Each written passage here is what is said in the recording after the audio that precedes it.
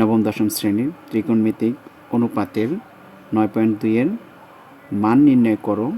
এখান থেকে আমি 8 নম্বর অঙ্কটি নিয়ে আলোচনা করব।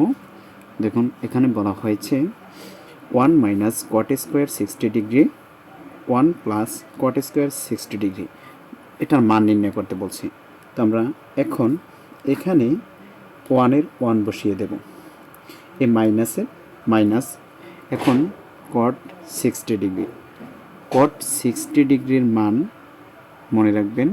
কটের বিপরীত, কট হচ্ছে ট্যান এর বিপরীত হচ্ছে কট, ট্যানের বিপরীত হচ্ছে কট। আমরা ট্যান 60 ডিগ্রির যদি ট্যান 60 ডিগ্রির মান আমরা জানি হচ্ছে √3। এখন এটার বিপরীত হচ্ছে কট, তো এটার নিচে যদি আমরা 1 ধরি, 1টাকে উপরে উঠিয়ে দিলে √3টা নিচে নেমে যাবে। তো ট্যানের বিপরীত যেহেতু কট, তো কট হচ্ছে 1 উপরে √3 নিচে কটের মান। তো আমরা এখান থেকে ট্যান 60 ডিগ্রির মান জানি আমরা √3, আর তাকে উল্টায় দিতে হবে। নিচে কিছু নাই মানে 1 ধরে উল্টায় দিলে 1টা উপরে উঠবে, √3টা নিচে নামবে। তো কট 60 ডিগ্রির মান হচ্ছে 1/√3। তো আমরা এখানে 1/√3 লিখে তার উপরে স্কোয়ার দিতে পারি, কারণ এখানে দেখুন কট 60 ডিগ্রির মান হচ্ছে 1/√3, তারপরে স্কোয়ার, আর 1-এর 1 প্লাসের প্লাস, কট 60 ডিগ্রির মান 1/√3 তার উপরে স্কোয়ার। এখন আমরা এটাকে স্কোয়ারটাকে সরাইতে পারি।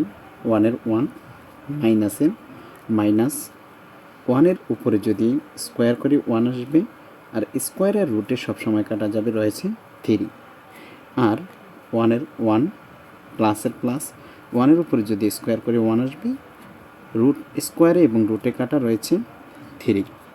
দেখুন এখানে আমি 1-এর 1 মাইনাসের মাইনাস, কট 60 ডিগ্রির মান 1/√3 তার উপরে স্কোয়ার, 1-এর 1 প্লাস প্লাস, কট 60 ডিগ্রির মান 1/√3 তার উপরে স্কোয়ার, 1-এর 1 মাইনাসের মাইনাস, 1-এর উপরে স্কোয়ার করলে 1, √3 উপরে যদি স্কোয়ারের রুটে কাটা রয়েছে 3, 1-এর 1 প্লাসের প্লাস, 1-এর উপরে স্কোয়ার করলে 1, স্কোয়ারের রুটে কাটা রয়েছে 3। তো এখন আমাকে এখানে একটি কাজ করতে হবে। দেখুন এখানে এই যে উপরের যে অংশটুকু, এই অংশটুকু ভগ্নাংশ আকারে আছে। যদি ভগ্নাংশ আকারে থাকে, অর্থাৎ উপরে আর নিচনে লব হর আকারে থাকে, এটাকে লসাগু করতে হয়। এখানে দেখুন নিচনে আছে 3, তো আপনি 3 লসাগু নিয়ে নেবেন। এটা নিচে কিছু নাই, 1-1-এর কোনো ভ্যালু নেই, তো 3 লসাগু।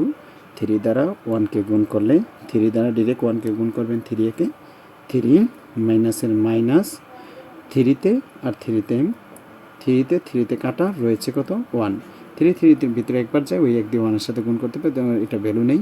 তো 3তে কাটা রয়েছে 1। আবার নিচেও আমরা সেম কাজ করব। এই যে অংশটুকু দেখুন, এই যে এই অংশটুকুকে আমরা লসাগু করব। লসাগু নিচনে আসছে কত 3, তো 3 লসাগু নিয়ে নিলাম 3তে আর 1-এ, 3-একে 3 ডিরেক্ট গুণ করবেন, যেহেতু নিচনে কিছু নাই, না থাকলে ডিরেক্ট গুণ করবেন। 3-একে 3 আর প্লাসের প্লাস, 3তে আর 3তে কাটা রয়েছে কত 1, 3তে আর 3তে কাটা রয়েছে 1। এখান থেকে আমরা একটা কাজ করতে পারি, এটাকে মাইনাস করে দিতে পারি। উপরে যদি আমরা মাইনাস করি, 3 থেকে যদি 1 মাইনাস করতে থাকবে 2 আর /3, আর এটা 3তে আর 1-এ যদি আমরা প্লাস করি 4/3 থাকে। এখন এই অবস্থায় চলে আসছে। দেখুন এই 3 থেকে 1 মাইনাস করলে 2, আর হচ্ছে 3, আর 3তে আর 1-এর প্লাস করলে 4/3। এখন এটাকে আপনি এক লাইন বানিয়ে ফেলবেন, 2/3 গুণ করে। এইভাবে যদি ভাগ আকারে থাকে, গুণ করে উল্টিয়ে দিতে হবে। নিচনেরটা উপরে উঠবে, উপরেরটা নিচনে নামবে। একটু ভালো করে খেয়াল করুন। এখানে আমি কি কাজ করেছি, এই যে উপরের অংশটুকু 2/3 লিখেছি, তারপর গুণ দিয়ে নিচনেরটা উপরে, উপরেরটা নিচনে। দেখুন এই 3-এ আর 3-এ কাটা, আর এখানে 2 1-এর একবার যায়, আর হচ্ছে 4-এর ভিতরে যায় 2 বার। তো আমার কাছে এখানে থাকতেছে 1/2। এটাই হচ্ছে এই অঙ্কটির কাঙ্ক্ষিত আনসার। দেখুন 2 1-এ 2, 2 2 4, 2 বার গেছে, আর 3 3-এর ভিতরে একবার যায়, 1 দিয়ে 1-এর গুণ করলে 1 1 1, ওটা ভ্যালু নাই।